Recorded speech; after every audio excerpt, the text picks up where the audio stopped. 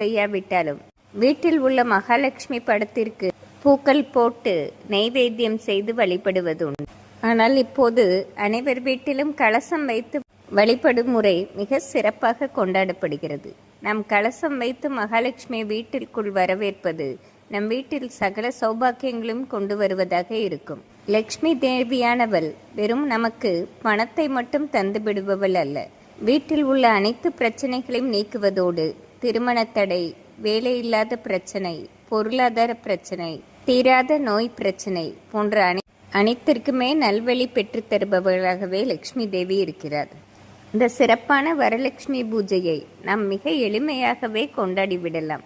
இதற்கு அத்தியாவசியமாக நமக்கு தேவை ஒரு கலசம், தேங்காய், மாவிலை, கலசத்திற்குள் போடுவதற்கு பச்சரிசி, கிராம்பு, ஏலக்காய், நாணயங்கள், காதோலை, கருகமணி, வெற்றிலைப்பாக்கு, எலுமிச்சை பழம் இவை அனைத்தையும் கலசத்தில் போட்டு நாம் மாவிலையை வைத்து அதன் மேல் மஞ்சள் தடவிய தேங்காயை வைத்து தேங்காயிலும் நாம் அம்மன் உருவத்தை வரையலாம்.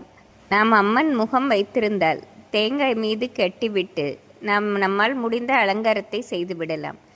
நம் கலசத்தில் பட்டு ரவிக்கை துணி சாத்தி அம்மன் முகத்திற்கு அலங்காரம் செய்து நாம் நகைகள் போட்டு அம்மனை நாம் அழகாக வீட்டிற்குள் வரவேற்கலாம். நாம் வியாழக்கிழமை மாலையே அம்மனை அலங்காரம் செய்து வாசலில் வைத்து வீட்டிற்குள் கொண்டு வந்து நம் பூஜை அறையிலோ வரவேற்பறையிலோ அம்மனை அமரச் செய்து மாலையில் நம்மால் முடிந்த நெய்வேத்தியத்தை வைத்து பூஜைகள் செய்து கற்பூர ஆராத்தி செய்து அம்மனை வரவேற்க வேண்டும்.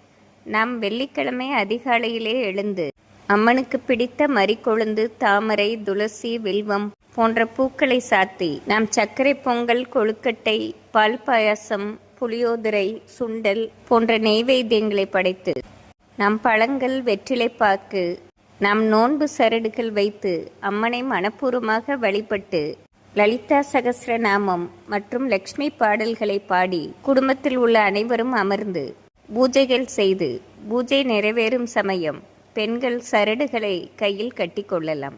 காலையில் நாம் பூஜை முடித்த பின்பு நாம் மாலையிலும் பூஜை செய்ய வேண்டும். நாம் வரலட்சுமியை வீட்டில் வைத்து வழிபடும் போது உறவினர்கள், நண்பர்களையும் அழைத்து வீட்டில் வருபவர்களுக்கு நாம் தாம்பூலம் வைத்து வழி அனுப்ப வேண்டும். நாம் மிக எளிமையாக வெற்றிலைப்பாக்கு, வாழைப்பழம், கண்ணாடி வளையல், மஞ்சள் கயிறு வைத்து கொடுத்தாலே நமக்கு வரலட்சுமியின் அருள் பரிபூரணமாக கிடைக்கப்பெறும். வசதி உள்ளவர்கள் ரவிக்கை துணி, புடவைகள் வைத்து கொடுக்கலாம். அவரவர்கள் வசதிக்கு ஏற்றவாறு நாம் கொடுத்து விடலாம். நாம் மனப்பூர்வமாக அம்மனை வழிபட்டாலே